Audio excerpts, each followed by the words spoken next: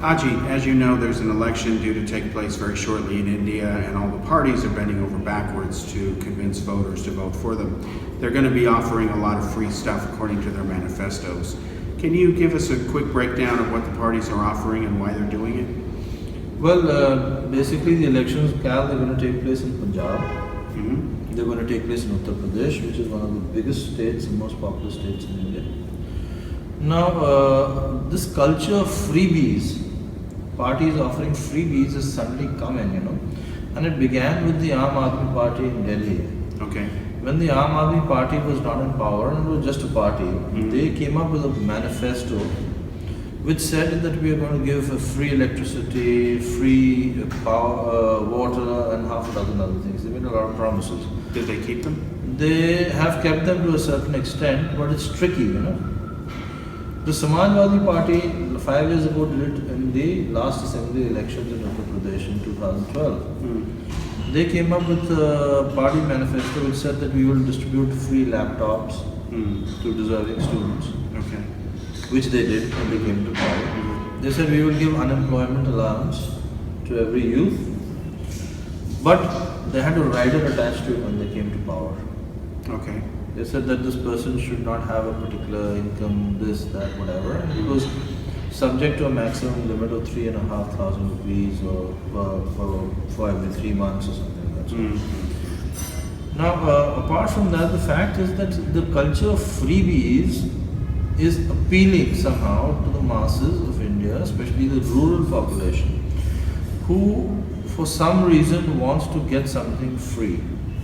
The Congress party was the first party to introduce the concept of Narega or Manrega, the Mahatma Gandhi National Rural Development Program, whatever it was. It was a very big program and it introduced all over India. This rural program to provide employment to people in the villages was basically done to check migration from villages to cities. And the second reason why it was done was it was done to create environmental assets. Okay. Like if the village didn't have a pond to store water, then there should be a pond there, there should be wells there, so that you drought-proof the village. In case there's a drought or there's a shortfall of rain, you can fall back upon water stored in ponds or whatever. Unfortunately, the scheme got bogged down by corruption. Okay. And the result was that a lot of that money was misused. What is happening right now in Punjab is that various political parties are promising a lot of free things to people. Like the Congress is saying they will waive off the debts and loans the farmers have incurred when they come to power. Okay. The Shiromani Akali Dal is promising that they will give cooking medium and sugar to people as part of their free schemes or whatever when they come to power. Now, it's actually raining sops in both Uttar Pradesh as well as, Punjab. Okay. But this, I feel, is a wrong trend, because what happens is you start discouraging people from working. You start discouraging a large section of the population from repaying their debt because they feel that, okay, let me take a loan, and if I don't pay it back, when the next government comes, they'll waive it off. Yeah.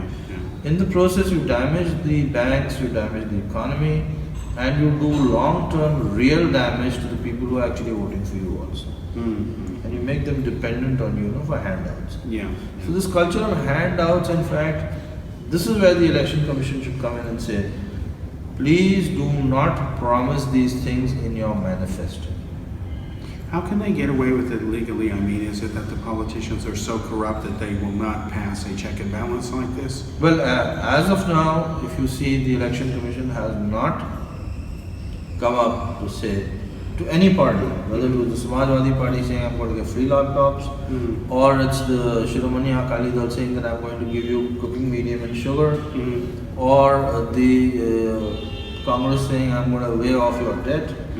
Nobody has come up to check this, and this is where I feel the Election Commission should step in. Okay, quick question for you. I have seen in Ludhiana, personally, firsthand, where people have gone around and have said, here's some whiskey, vote for so-and-so, and the people will do it. I saw this in Delhi, okay? No, that's illegal. That's a crime. If Right. the police catch you, they can throw you into jail. Right, so why is that a crime, but yet it's not a crime to say, vote for me and I'll give you free sugar? Exactly. This is why I'm saying the election commission should take notice of these manifestos and should come up and say, please don't do this.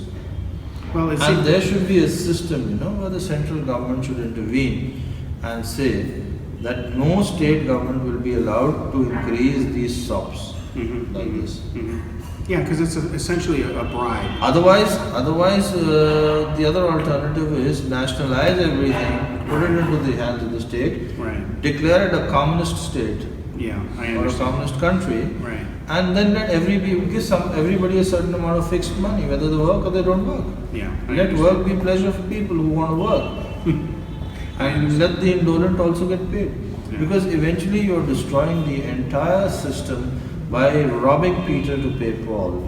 Yeah, that's You're exactly- robbing the people who are working hard, who are generating wealth, who are creating products, who are paying their taxes, who are paying their bills, who are paying their loans, and you are rewarding those who are not doing these things. Right. This is wrong. Right, period. right. I understand. Definitely, I agree. It's a form of bribe. Yeah. Yeah. Okay, thank you, Ajit. Right.